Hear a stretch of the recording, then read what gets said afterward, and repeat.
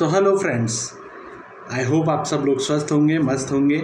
और हम मिले हैं आज जो आदि पुरुष का जो फाइनल ट्रेलर रिलीज़ हुआ है, मेकर्स ने जो रिलीज़ किया है 2 दिन पहले, उसके ऊपर बात करने के लिए। तो आज हम बात करेंगे आदि पुरुष का जो फाइनल ट्रेलर है, या कह सकते हैं जो final nail in the coffin है, वो उसका काम जो ये ट्रेलर ने किया है। तो आज हम बात करेंगे उसी के बारे में। तो जैसा कि आप देखते आ रहे हैं, मैंने टीज़र के टाइम से मैंने अपने व्यूज़ जो है इसके बारे में शेयर किए। जब से इन्होंने टीज़र लॉन्च किया था, फिर फर्स्ट ट्रेलर जो लॉन्च किया था, तो मैंने हमेशा अपने पॉइंट्स जो हैं वो क्लियर करे हैं। और जो भी मुझे चीज़ गलत लगी है उसके बारे में मैंने साफ साफ बोला है। ठीक है, तो ये जो फाइनल ट्रेलर था, इसमें हमको लग रहा था कि हो सकता है कि बहुत चीज़ें जो फाइनल ट्रेलर है, तो अब ये बहुत सारी चीज़ें जो एक्चुअल में उन्होंने अगर सुधारी होंगी तो वो हमको इस ट्रेलर में देखने को मिलेंगी। लेकिन एज़ एक्सपेक्टेड आदि पुरुष के मेकर से आप क्या एक्सपेक्ट कर सकते हैं, तो बंटाधारी हुआ है। आप पूरा ट्रेलर अगर ध्यान से देखेंगे तो पूरा ट्रेलर जो है एकदम डार्क उसमें है, लाइट में है, डार्क व्यू है पूरा। तो आपको जो है एक तरह से आइडिया मिल गया होगा, क्योंकि आपने देखा होगा बहुत सारी 3D मूवीज़ होती हैं जिनमें जो VFX वाले सीन होते हैं, जहाँ पे मेकर्स चाहते हैं कि वहाँ पे VFX में हो सकता है कुछ गलतियाँ हों, तो वो जानबूझ के वो सीन्स जो है वो डार्क बैकग्राउंड में अपना फिल्म करते हैं या डार्क बैकग्राउंड में रखते हैं, जिससे वो VFX की जो मिस्टेक्स हैं वो ऑडियंस को पता ना चले। तो सेम ही आप देखेंगे कि शुरू से लेके एंड तक जो इसमें जो भी फाइट के सीन्स हैं, जो भी वॉर और जो भी इनका युद्ध के जो भी सीन्स हैं, वो सारे इन्होंने डार्क में ही किए हैं, क्योंकि इनकी पूरी मूवी ही वैसे VFX में है। और अगर VFX एक्सपर्ट्स या इवन नॉर्मल ऑडियंस, आजकल हर कोई जो है यूट्यूब वीडियोस वगैरह देखते हैं, तो सबको VFX का आइडिया है। तो अगर नॉर्मल ऑडियंस भी अगर ध्यान से देखेगी तो हर एक फ्रेम में, हर एक सीन में जो है VFX की मिस्टेक्स निकाल सकते हैं। तो इसलिए उन्होंने सारा जो ट्रेलर है वो डार्क में रखा है। तो जैसा ये इन्होंने क्लेम किया था कि हमारा जो मूवी है वो आप जो है बिग स्क्रीन के लिए है और आपके लैपटॉप या टैबलेट मोबाइल के लिए नहीं है, तो आपको बिग स्क्रीन पे अच्छा लगेगा। मैं आज जो ये फाइनल ट्रेलर जो है मैंने लैपटॉप पे देखा अपने, और लैपटॉप पे देखने पे भी मतलब मुझे वो फटा लग रहा था। और जो बैकग्राउंड पूरा ब्लैक जो किया है ना, तो आप ऑब्वियसली ये देखेंगे जैसे स्पाइडरमैन जो अभी नो वे होम आया था, उसमें जो कुछ सीन्स हैं जहाँ पे तीनों स्पाइडरमैन से, वहाँ पे कुछ सीन्स जो है वो डार्क में है। तो वो सीन्स जो मैंने जब 3D में मैं थिएटर में देखने गया था, तो वो सीन्स उतना मतलब वो डार्क वाले सीन्स ऑब्वियसली आपको 3D में अच्छे से नहीं दिखते हैं। आपको बस हाँ क्लियर दिखेगा, लेकिन आप एकदम आइडेंटिफाई नहीं कर पाओगे कि क्या हो रहा है। बस आपको अंधेरा अंधेरा दिखेगा and you will be like कि ओके चलो ठीक है। तो ऐसा ही ये जो जैसा इनका ट्रेलर दिख रहा है, मुझे लग रहा है कि पूरा वॉर सीक्वेंस जो है श्री राम का और रावण का, ये पूरा इन्होंने डार्क में ही फिल्माया है। और जो भी वो बंदर कूद रहे हैं वो इन्होंने पूरा डार्क में फिल्माया। तो आपको आधी फिल्म मेरे ख्याल से पूरी ऐसे डार्क में देखने को मिलेगी, और 3D में भी वो डार्क ही दिखेगा। तो जैसा आपको लैपटॉप पे दिख रहा है उससे थोड़ा सा आपको क्लियर हो सकता है रिजोल्यूशन के मामले में, लेकिन वो डार्क ही दिखेगा। और उसका कोई ऐसा अलग से बिग स्क्रीन पे कुछ हो नहीं होगा। बिग स्क्रीन होती क्या है, नॉर्मल एक पर्दा ही होता है ना। 3D का आप जब देखते हैं तो वो ग्लासेस के थ्रू आपको 3D इमेजेस दिखते हैं, लेकिन जैसा आप अवतार वगैरह देखेंगे वो लैपटॉप पे भी सेम दिखते हैं और स्क्रीन पे भी सेम दिखते हैं।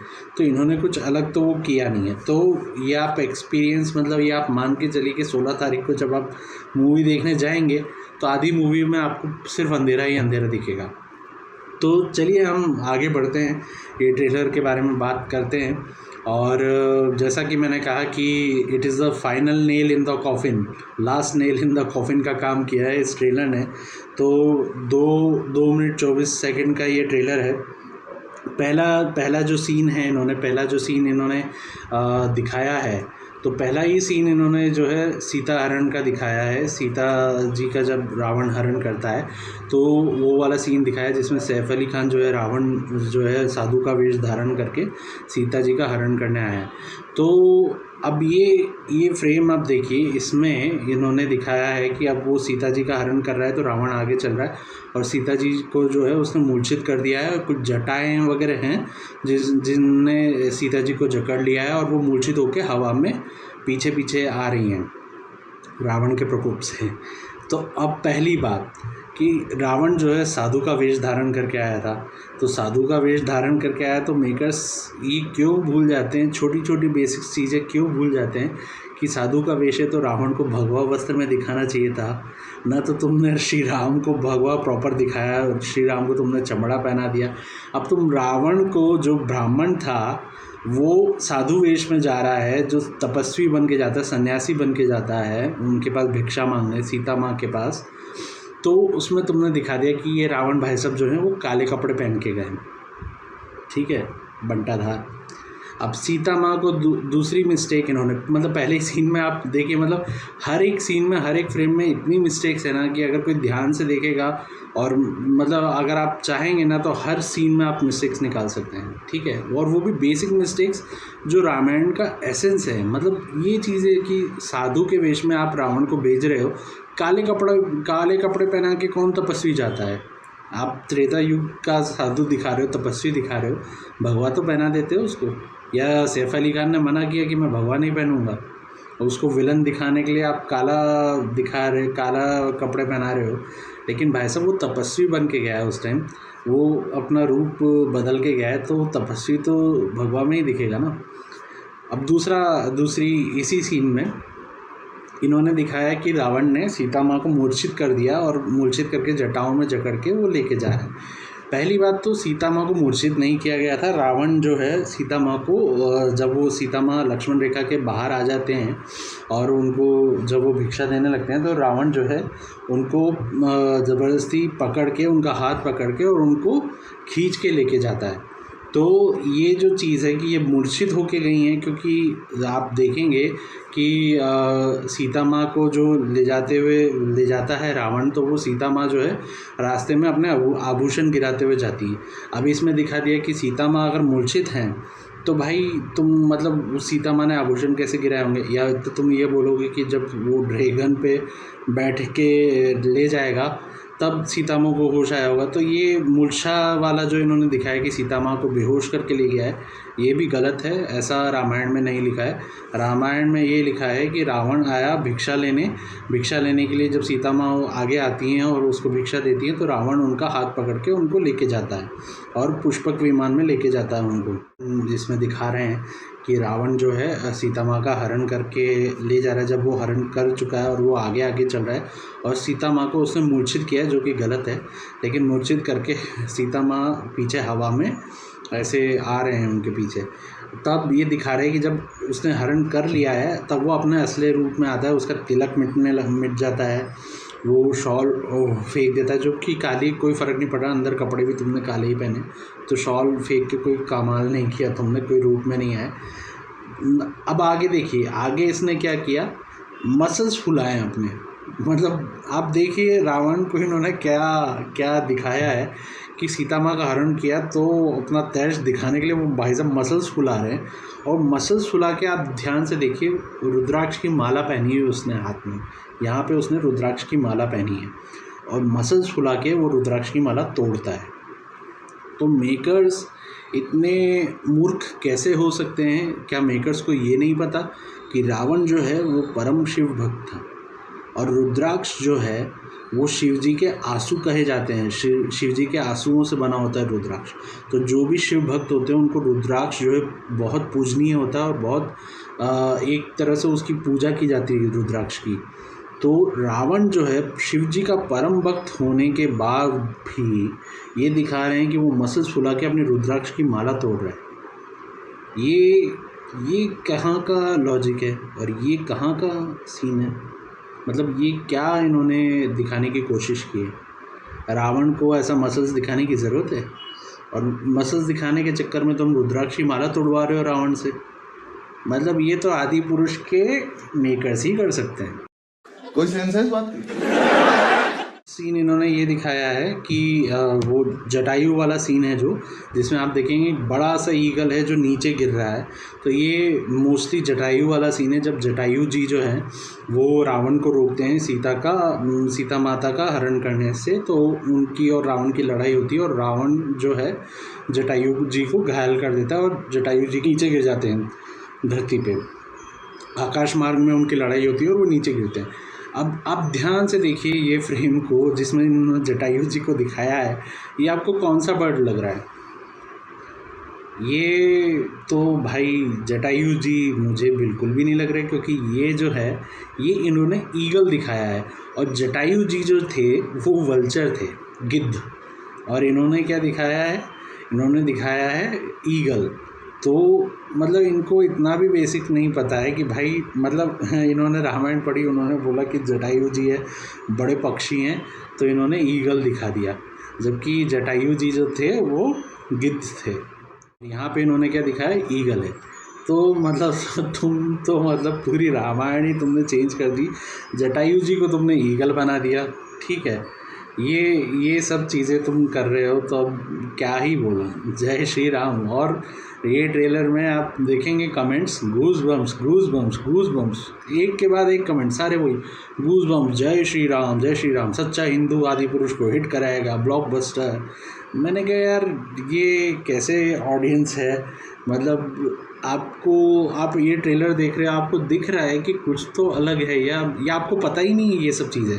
मतलब ये सब चीज़ें तो बेसिक हर कोई, मतलब मैं रामायण का कोई इतना ऐसा नहीं कि मैं रोज़ रामायण पढ़ता हूँ या मैं रोज़ रामायण देखता हूँ। ठीक है, मैंने रामायण देखी है बचपन में और बीच में लॉकडाउन में देखी थी रामायण, और मुझे रामायण की कहानियाँ याद है। ठीक है, तो ऐसा नहीं कि मैं रामायण का पाठ करता हूँ और मैं एकदम प्रखंड हिंदू हूँ या ऐसा कुछ है, ऐसा नहीं है। मैं मानता हूँ भगवान में आस्था है, लेकिन ये सब चीज़ें क्या ये बचपन से हमने सुनी, तो ये तो हमको मुँह ज़बानी याद है। और इसमें तुम मतलब अगर इनको जो व्हाट्सएप वाले हिंदू हैं, अगर इनको ये भी समझ में नहीं आ रहा कि भाई इन्होंने पिक्चर के नाम पे, मूवी के नाम पे श्री रामायण जी का जो पूरे जो इंसिडेंट्स है, पूरे जो उनके घटनाएं हैं, उनमें भी इन्होंने बेसिक्स ही चेंज कर दिए और ऐसी चीज़ों को ये बोल रहे हैं गूज बम्स, मतलब शर्म आनी चाहिए।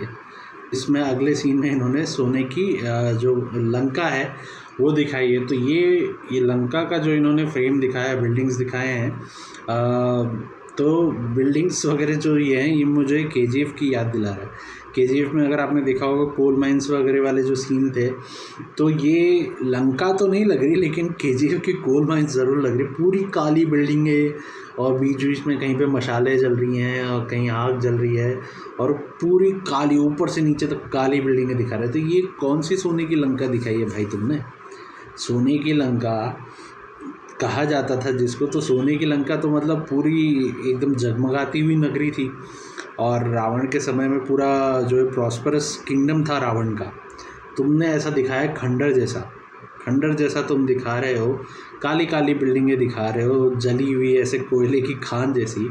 और दूसरी बात, रावण ने जो है धन कुबेर को बंदी बनाया था, तो जिसने कुबेर को बंदी बनाया हुआ हो उसके यहाँ धन की कोई कमी हो सकती है? मतलब उसको तुम दिखा रहे हो कि उसका पूरा किंगडम जो है, उसकी जो पूरी सल्तनत है वो पूरी तुमने ऐसे कोयले की खदान जैसी काली दिखाई। क्यों? क्योंकि तुमको काला दिखाना है, काला दिखा के तुमको उसको डेविल प्रूव करना है।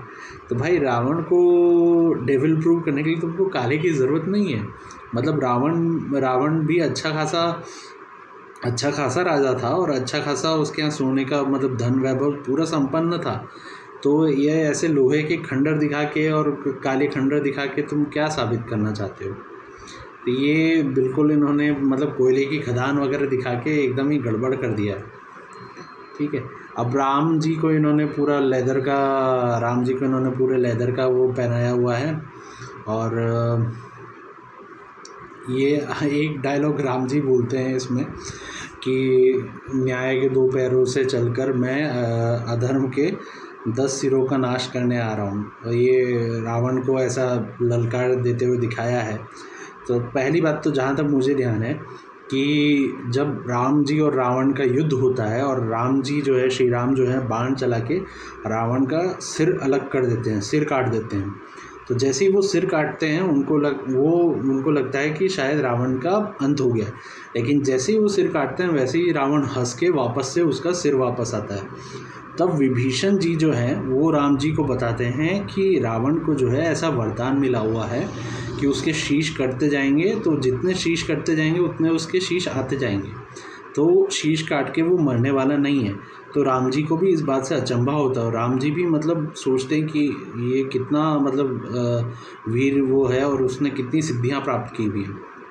तो ये जो इन्होंने दिखाया है कि राम प्रभास है श्री राम, इसमें रावण को चुनौती दे रहे हैं श्रीलंका मतलब युद्ध से पहले, और 10 सर की जो बात कर रहे हैं, तो राम जी को पहले से नहीं पता था कि उसके 10 सर आएंगे। ठीक है, वो युद्ध के दौरान जब उसके शीश कटते हैं और एक के बाद एक शीश आते हैं, तब विभीषण जी बताते हैं, और इसलिए विभीषण जी को जो है घर का भेदी लंका ढाई बोलते हैं, क्योंकि जब युद्ध में ये देखा गया कि श्री राम जब युद्ध कर रहे थे, श्री राम लक्ष्मण वगैरह जो युद्ध कर रहे थे, तो जो भी रावण के साइड के जो योद्धा थे, जैसे मेघनाद हुआ, कुंभकर्ण हुआ, ये लोग जब मतलब इनके ऊपर जब विजय प्राप्त करना मुश्किल हो रहा था, तो विभीषण जी ने इन सब के राज जो हैं, जो इन सब की सिद्धियां थी या इनको कैसे परास्त किया जा सकता है, वो श्री राम को और श्री राम जी की सेना को बताया था। तो इसलिए विभीषण जी को जो है घर का भेदी लंका ढाई कहते हैं, और इसलिए उनकी निंदा भी होती है। तो ये जो चीज़ें हैं कि 10 सर वाली जो बात है, ये जो डायलॉग इन्होंने डाला है, ये श्री राम को मतलब युद्ध से पहले नहीं पता था, और ये बात जो है युद्ध के दौरान विभीषण ने बताई थी, पर इन्होंने ऑब्वियसली लॉजिक नहीं है, सीक्वेंस नहीं है, और कुछ भी करके डायलॉग डाल दिए हैं, और डायलॉग भी ऐसे इस तरह से बोल रहे हैं, मतलब ऐसा लग ही नहीं रहा कि प्रभु श्री राम बोल रहे हैं। ऐसा लग रहा है आजकल की मूवी का जो बाहुबली 3 वाला प्रभास जो है वो डायलॉग बोल रहा है। ठीक है, आगे का एक सीन आता है जिसमें माता सीता जो है रावण की जो 2 दासियाँ हैं उनके साथ चल के ऐसे आ रही हैं, ऐसा एक सीन दिखाया है। ठीक है, तो अब आप बोलोगे कि ये सीन तो नॉर्मल है, इसमें क्या है, तो आप ध्यान से देखिए ये सीन को, ये ध्यान से देखिए, मैंने हाईलाइट किया है। ठीक है, अब ये सीन में आप देखिए, ये जो दासी है, ये दासी की आप पोनी टेल जो चोटी होती है वो देखिए, ये दासी है त्रेता युग की रावण की दासी है, और उसने जो चोटी बनाई है वो पूरी मॉडर्न आजकल के डिज़ाइन की जो चोटियाँ होती हैं वैसी उसने चोटियाँ एक इधर और 2 इधर डाली हुई हैं। तो भाई मतलब स्टाइल आज का और कहानी त्रेता युग की, मतलब कुछ भी। चलो, तुम तो आदि पुरुष के मेकर्स हो, तुम्हारे लिए सब माफ है। Goosebumps. Prabhas as Prabhu Shri Ram इसमें बोलते हुए दिख रहे हैं कि मतलब अपनी सेना को मोटिवेट कर रहे हैं कि कौन कौन आएगा लड़ने के लिए। तो इसमें इन्होंने एक डायलॉग बोला कि भारत की बेटी पे कभी कोई हाथ उठाएगा, या ऐसा भारत की बेटी इन्होंने बोला। तो अब भारत की बेटी, पहली बात तो जब त्रेता युग में भारत, हमारे देश का नाम जो है उस समय जो हमारा देश था वो भारत नाम से नहीं जाना जाता था, उसको बोलते थे आर्यव्रत। ठीक है, आप रामायण में कहीं पे भी पढ़ेंगे, रामायण सीरियल में भी आप देखेंगे, तो वहाँ पे जो है आर्यव्रत बोला गया है, या फिर भारतवर्ष बोला गया है। भारत कहीं पे भी यूज़ नहीं किया है, कभी कहीं पे भी ये नहीं बोला है मैं भारत का वासी हूँ या मैं भारत का राजा हूँ, या ऐसा कहीं पे भी यूज़ नहीं किया है। तो आर्यव्रत बोला जाता था या फिर भारतवर्ष बोला जाता था, 2 नाम थे आर्यव्रत, क्योंकि आर्यंस जो थे, आर्य इक्ष्वाकु किंग और ये जो राजा लोग थे, इनके वजह से इनका आर्यव्रत बोला जाता था, और नहीं तो भारतवर्ष बोला जाता। तो भारत की बेटी, भाई आज का ज़माना नहीं है ये, तुम आज के ज़माने के लिए भारत की बेटी बोल रहे हो, भारत की बेटी का बात ही नहीं है वो। भारत जो नाम इन्होंने यूज़ किया वो बिल्कुल गलत है। तो इन लोगों ने कुछ भी रिसर्च नहीं किया है डायलॉग्स लिखने में, इन्होंने बस आज के ज़माने के हिसाब से डायलॉग्स लिख दिए हैं। एक सीन दिखाया जिसमें हनुमान जी जो है वो सीता जी को मिलने जाते हैं, मतलब लंका में सीता जी की खोज में जाते हैं और उनको सीता माता मिलती हैं। तो उसमें दिखाया है कि सीता माता खड़ी हुई हैं पेड़ के इधर, और हनुमान जी जो है विशाल रूप लेके उनके सामने खड़े हैं और बोल रहे हैं कि आप कहें तो मैं आपको लेके जाता हूँ। तो भाई साहब, आपने जो मेकर्स हैं, जो आदि पुरुष के मेकर्स हैं, शायद उन्होंने फिर हनुमान चालीसा भी नहीं पढ़ी होगी, जो जिन्होंने हनुमान जी का रोल किया है वो बड़ी हनुमान जी की भक्ति के बड़े वो कर रहे थे, कसीदे पढ़ रहे थे कि मैं तो हनुमान जी का इतना भक्त हूँ और हनुमान जी तो हमारे साथ ही हैं, ये हैं। आपने हनुमान चालीसा नहीं पढ़ी है क्या? हनुमान चालीसा में एक पंक्ति है, सूक्ष्म रूप धरि सियहि दिखावा, बिकट रूप धरि लंक जरावा। इसका मतलब ये होता है कि जब हनुमान जी जब सीता माता को मिलने गए थे, जब उनको दिख गई कि सीता माता ये हैं, तो वो सूक्ष्म रूप धर के गए थे, क्योंकि उनको पता नहीं था कि सीता माता कौन है। वहाँ पे 3 स्त्रियाँ थी, 2 दासियाँ थी और एक सीता माता थी सादे वेश में, जो भगवा उन्होंने पहना है, ठीक है। तो उनको ये कंफर्म करने के लिए वो सूक्ष्म रूप में गए और सूक्ष्म रूप में उन्होंने जाके पहले देखा कि सीता माँ कौन है, तो उनको समझ में आ गया कि हाँ ये सीता माँ है, क्योंकि सीता माँ अलग ही दिख रहे थे, तेजवान, और मतलब वो उनको पहचान में आ गया। तो वो छोटा सा रूप बना के गए थे सीता माता के सामने। विशाल रूप जो इसमें दिखाया है ये गलत है, विशाल रूप धर के नहीं गए थे। हनुमान चालीसा में जो वर्णन है, सूक्ष्म रूप धरि सियहि दिखावा, विकट रूप धरि लंक जरावा। जब सीता माता को मिलते हैं तब वो सूक्ष्म रूप में मिलते हैं, और जब वो लंका जलाते हैं तब लंका जलाने के टाइम पे वो विशाल रूप धर लेते हैं, क्योंकि तब तक वो रावण के सामने आ चुके होते हैं और उनकी सेना को चुनौती दे चुके होते हैं। उसके पहले तक वो रावण के सामने नहीं आए होते हैं और पूरी लंका में वो सूक्ष्म रूप में घूम रहे होते हैं। और ये सेम चीज़ आपको रामानंद जी की जो रामायण है उसमें आपको देखने को मिलेगी। उसमें आपको जो इसमें जो दिखाया है कि हनुमान जी बड़ा रूप धारण करके सीता माँ के सामने आते हैं, ऐसा नहीं है। उसमें दिखाया है कि सूक्ष्म रूप में जाते हैं और फिर वो अपनी शक्ति दिखाने के लिए उनको सीता माँ को बताते हैं कि हाँ मैं बड़ा रूप भी धारण कर सकता हूँ, लेकिन मिलते हैं उनसे सूक्ष्म रूप में ही है। तो ये बिल्कुल गलत दिखाया है कि मतलब ये चीज़ें तो इनको ध्यान रखनी चाहिए थी, पर इन्होंने बिल्कुल भी जैसा मैंने कहा कि बेसिक्स चीज़ों का भी इन्होंने बिल्कुल ध्यान नहीं रखा है, ठीक है। अरे बाबा, अब ये जो वॉर का सीन है, इसमें इन्होंने ना बहुत सारे क्रीचर्स दिखाए हैं, ठीक है। अब बहुत सारे क्रीचर्स दिखाएंगे तो आप कुछ मूवीज़ की याद ताज़ा हो जाएंगी। देखो, एक तो जो इन्होंने बड़े बड़े क्रीचर्स दिखाए हैं वो मुझे हॉबिट, और इसमें जो हैरी पॉटर में जो, और अभी जो नए मूवीज़ आए ब्यूटी एंड कौन सी थी वो फैंटास्टिक बीस्ट वगैरह, उसमें जो जायंट क्रीचर्स हैं वो यहाँ पे आपको दिखेंगे ये वॉर सीक्वेंस में।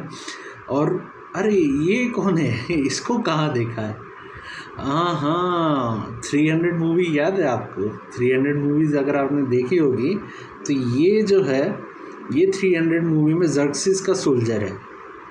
और ये मेरे ख्याल से रावण ने ज़र्क्सिस से रिक्वेस्ट किया होगा कि आपका सोल्जर हमें भेज दो।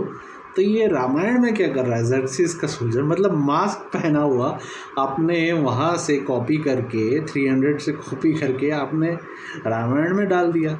और ये देखिए, ये मतलब आपको साफ दिख जाएगा कि ये इन्होंने कहाँ से चीज़ें कॉपी की हैं। चलिए, अब ठीक है, सोल्जर तो आपने दिखा दिया ऐसा ज़र्क्सिस वाला। अरे अभी आगे देखिए, आगे इन्होंने हैरी पॉटर की नगिनी को भी डाल दिया। मतलब हम तो सोच रहे थे कि नेविल ने जो है नगिनी को मार के जो है वोल्डेमॉर्ट का अंत कर दिया है और वोल्डेमॉर्ट जो है मर गया है, लेकिन यहाँ पे तो इन्होंने नगिनी को भी ज़िंदा कर दिया। मतलब कहाँ से ढूंढ के लाए हैं। वो कहते हैं ना कि हिंदुस्तान में जब तक सिनेमा है तब तक लोग बनते रहेंगे, वही वाला काम है यहाँ पे। जैसे मेकर्स जो हैं आदि पुरुष के, इनको प्रॉपर पता है कि भाई ऑडियंस को जो है इमोशनल और जो रिलीजन के नाम पे कैसे उनको जो है ट्रिगर करना है, कैसे उनको चाबी लगानी है। ये जो ट्रेलर में आगे इन्होंने एक तरह का वो लोगो दिखाया हर भारतीय की आदि पुरुष। भाई साहब, मेरी आदि पुरुष नहीं है ये, न मेरी रामायण है न मेरी आदि पुरुष है। आपने जो दिखाया वो देख के एज ए हिंदू मुझे तो बहुत दुख हुआ है, क्योंकि आपने जो चीज़ें दिखाई हैं वो बहुत ही गलत दिखाई, गलत तरीके से दिखाई हैं। आपने इंसिडेंट्स जो हैं वो तोड़ मरोड़ के कुछ भी डाले हैं, कहीं से भी कुछ भी डाला है। रेफरेंसेस आपने प्रॉपर नहीं लिए हैं, जस्ट बिकॉज आपने रुपए लगाए हैं। आप वो उस चीज़ को जो है इमोशनल टच और रिलीजियस टच देने के लिए हर भारतीय की आदि पुरुष और ये चीज़ें बोल रहे हैं। ये चीज़ें जो हैं एक व्हाट्सएप वाले हिंदू को बरगला सकती हैं, एक सच्चे हिंदू को नहीं। तो मुझे इन सब चीज़ों से कोई फ़र्क नहीं पड़ता। ये मेरी आदि पुरुष नहीं है। मैं भारतीय हूँ, मैं हिंदू हूँ, लेकिन ये मेरी आदि पुरुष नहीं है। इन्होंने ट्रेलर में भी मतलब जैसे जो फर्स्ट ट्रेलर जो लॉन्च हुआ था उसमें आपने देखा होगा, जिन्होंने हनुमान का कैरेक्टर प्ले किया वो बहुत मतलब मैंने कहा था ना कि कुछ भी बोल रहे हैं अपना, वो एक रिलीजियस और इमोशनल टच देने के लिए। हनुमान जी हमारे साथ थे, रोज़ हमारा जय घोष होता था, ये वो, आप सब मेरे लिए श्री राम है और मैं बजरंग बली हूँ। ये सब फालतू बातें इन्होंने की थी जो मुझे बिल्कुल भी पसंद नहीं आई। कि आपको अपनी मूवी बेचनी है, उसके लिए आप धर्म का यूज़ मत करो। ठीक है, आप बोलो कि हमने बनाई है, आपको अच्छी लगे तो देखिए, और प्रभु श्री राम के बारे में बनाई है, आपको जैसी भी लगे आप बताइए। लेकिन ये जो जिस तरह के ये दिखावे और आडंबर कर रहे हैं ना, मेलो ड्रामा क्रिएट कर रहे हैं, ये मेरे को बिल्कुल भी मतलब ऐसा पसंद नहीं आता है। अब इसमें भी इन्होंने जो फाइनल ट्रेलर का जो इवेंट था उस दिन इन्होंने शायद मूवी भी बहुत लोगों को दिखाई है। अब आउटकम क्या है, लोगों को क्या पसंद आया क्या नहीं आया, शायद इन्होंने बोला होगा कि आप बाहर जाके कोई इंटरव्यू मत दीजिए, कैसी लगी आपको मूवी वो मत बताइए 16 तारीख तक। तो मैंने अभी तक तो ऐसा कुछ देखा नहीं है कि लोगों को मूवी कैसी लगी जिनको इन्होंने दिखाई थी स्पेशल स्क्रीनिंग में। और जब ये फाइनल ट्रेलर जो इन्होंने रिलीज़ किया उसमें भी इवेंट में इन्होंने एक चीज़ बोली कि हम हर शो में, हर थिएटर में एक सीट जो है वो हनुमान जी के लिए रिज़र्व रखेंगे। भाई साहब, मतलब हनुमान जी को मूवी देखने के लिए, आपके थिएटर में आने के लिए और मूवी देखने के लिए सीट की ज़रूरत है क्या? क्या बोल रहे हो आप? मतलब कुछ भी मेलोड्रामा मत करो यार। मतलब पर ठीक है, गूज़बम्प्स हैं, क्या कर सकते हैं। मतलब ये मूवी को देखें, ये मूवी और ये मूवी का जितना भी ट्रेलर और जितने भी टीज़र पोस्टर्स मैंने देखे हैं, उसको देख के मेरे जो गूज़बम्प्स जो खड़े थे ना वो सारे सो गए। तो लोगों के गूज़बम्प्स खड़े हो रहे हैं, जो लोगों को मतलब बिल्कुल एकदम ऐसा लग रहा है जैसे उन्होंने पहली बार रामायण देख रहे हैं, पहली बार उन्होंने प्रभु श्री राम को इतना वैसा देखा है। तो पता नहीं। अच्छा, अब इन्होंने मूवी को हिट कराने के लिए भजन का जो सहारा लिया। मैं मानता हूँ कि भजन अच्छा है, जो राम सिया राम इन्होंने रिलीज़ किया भजन अच्छा है, लेकिन क्या ये भजन आप लोगों ने पहली बार सुना है? मैं तो ये भजन बचपन से सुनता आ रहा हूँ। लोगों ने जब यूट्यूब पे टी सीरीज़ ने वो भजन रिलीज़ किया था तो मतलब इनके सारे कमेंट्स वही होते हैं, गूज़बम्प्स गूज़बम्प्स गूज़बम्प्स। मतलब मुझे भजन अच्छा लगा, लेकिन मैंने ये सोचा कि यार ये भजन, और ये तो रामायण सीरियल में भी यूज़ हुई है और हर मंदिरों में ये राम सिया राम वाली धुन या जो भजन है ये तो बजता ही है। भजन ये वाला तो मैं बचपन से सुनता आ रहा हूँ, तो इसमें कुछ नया नहीं है। हाँ, ये ज़रूर है कि नए सिंगर्स ने गाया है, लेकिन मतलब ये भजन जो है बचपन से सुनता रहे हैं, तो इसमें कुछ नया नहीं है। उन्होंने वही यूज़ किया है, बस नए सिंगर से गवाया है और थोड़ा सा जो है उसको टेम्पो वगैरह चेंज करके उसको एक नया फ़ील देने की कोशिश की है, तो वो अच्छी बात है।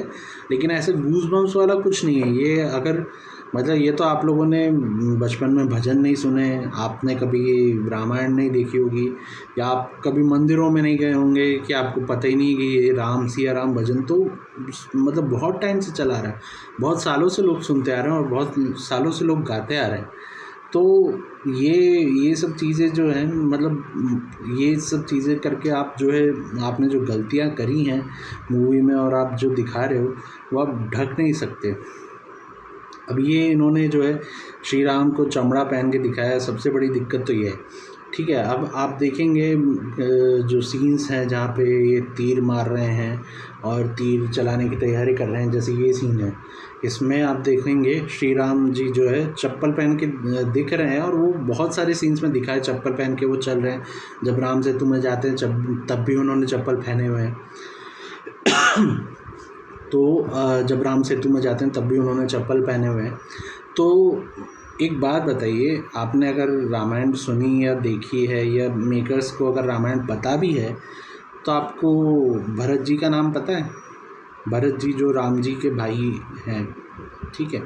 तो एक घटना है, एक व्याख्यान है मतलब इसमें रामायण में, जब भरत जी जो है अपनी माताओं के साथ वन में जाते हैं श्री राम जी को लेने के लिए। जब भरत जी को पता चलता है कि राम जी को वनवास हो गया और राम लक्ष्मण जी और सीता जी तीनों जो है वनवास जा चुके हैं, तो वो ज़िद करके पूरे मतलब जो भी उनके गुरु थे और माताएं जो थी उन सबको लेके वो वन में आते हैं और वो बोलते हैं कि नहीं आप वापस चलो। वो ज़िद करते हैं श्री राम से, तो श्री राम जो है वो मना कर देते हैं क्योंकि उन्होंने वचन दिया होता है 14 वर्ष वनवास का, तो वो मना कर देते हैं। तो भरत जी जो है वो ज़िद पकड़ लेते हैं और वो बोलते हैं कि ठीक है, अगर आप नहीं चल रहे हैं तो आपकी जो खड़ाऊ है, जो लकड़ी की जो चप्पल उन्होंने पहनी होती है ऐसे वनवासी, एज ए सन्यासी, मतलब वो उन्होंने जो लकड़ी की चप्पल पहनी होती है, बोलते हैं कि आपकी खड़ाऊ मुझे दे दीजिए, मैं आपकी खड़ाऊ लेके जाऊँगा अयोध्या और आपकी खड़ाऊ को सिंहासन पे रख के उसके प्रतिनिधित्व में ही मैं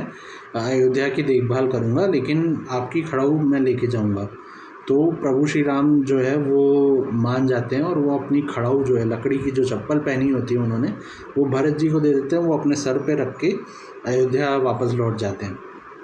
तो अब इन्होंने जो राम सेतु के टाइम पे और जो चप्पल दिखाई है, तो भाई मतलब फिर तुमने तो फिर वो भरत जी वाला जो ये कथा है कि वो राम जी की खड़ाऊ लेके अयोध्या आते हैं, वो तो तुमने मतलब इग्नोर ही कर दी, वो निगलेक्ट हो गई।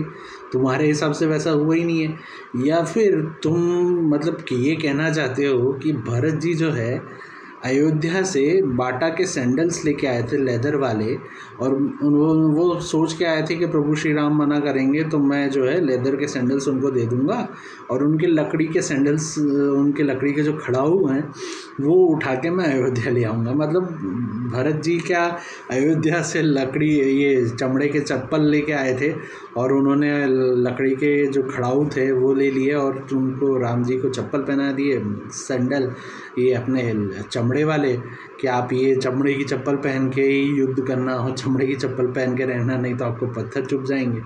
तो मतलब इन्होंने जो रामायण की घटनाओं को जो मतलब एकदम एक तरह से दरकिनार करके इन्होंने जो भी स्टोरी का एक ताना बाना बुना है, ये कचरे के अलावा कुछ भी नहीं है।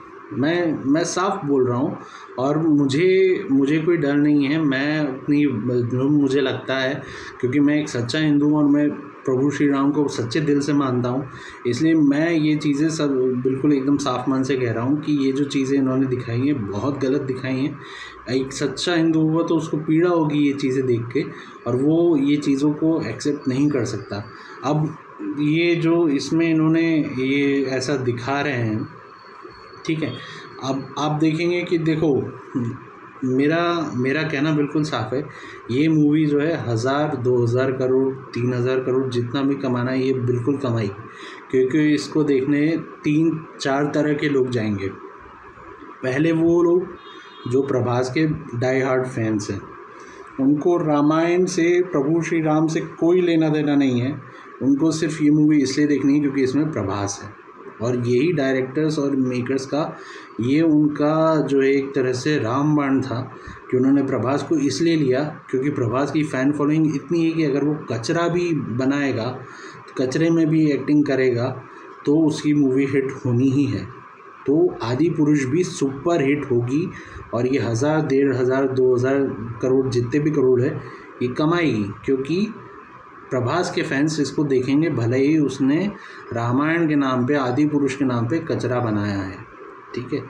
दूसरे वो लोग देखेंगे जिनको रामायण के बारे में कुछ नहीं पता, जिन्होंने सिर्फ इसका VFX देखा है और जिनको एनिमेशन देखने में बड़ा मज़ा आता है और जिनको ये देखना है कि ये बड़े स्क्रीन पे कैसी लगेगी। उनको रामायण का कुछ नहीं पता है, घटनाएं, उनकी बेसिक्स जो डिटेल हैं उनसे उनको कुछ लेना देना नहीं है। उनको बस ये देखना है कि ये बड़ी स्क्रीन पे कैसे दिखेगी, इसका एनिमेशन कैसे दिखेगा। दूसरे वो लोग हैं। तीसरे लोग हैं व्हाट्सएप वाले हिंदू, ठीक है। तीसरे लोग जो आते हैं वो व्हाट्सएप वाले हिंदू हैं जो ये कमेंट करते हैं कि सच्चा हिंदू होगा वो आदि पुरुष को हिट करेगा, क्योंकि इनके हिसाब से हिंदू जो है, हिंदू समाज जो है वो खतरे में है।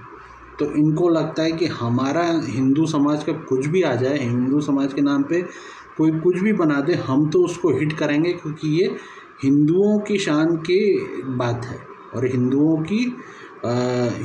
की जान जो है या हिंदुओं का जो है धर्म जो है वो खतरे में है, तो इसको हमको हिट बनाना है। तो ये व्हाट्सएप वाले जो हिंदू हैं ये तीसरे लोग हैं जो इसको देखेंगे। चौथे वो लोग हैं जो ये देखने जाएंगे कि इसमें क्या गलतियां हैं और इसमें क्या क्या इन्होंने बवंडर बनाया है और क्या क्या है, और जिनको कुछ नहीं पता है, जिन्होंने रामायण जो है वो मतलब ऐसे ही उनको पता नहीं है, लेकिन उनको ये देखना है कि अरे इसके ऊपर बवाल हुआ है तो हम इसको देखने ज़रूर जाएंगे। तो ये 4 तरह के लोग जो हैं ये इस मूवी को सुपर डुपर हिट कराएंगे और ये मैं आपको गारंटी देता हूँ ये होगा।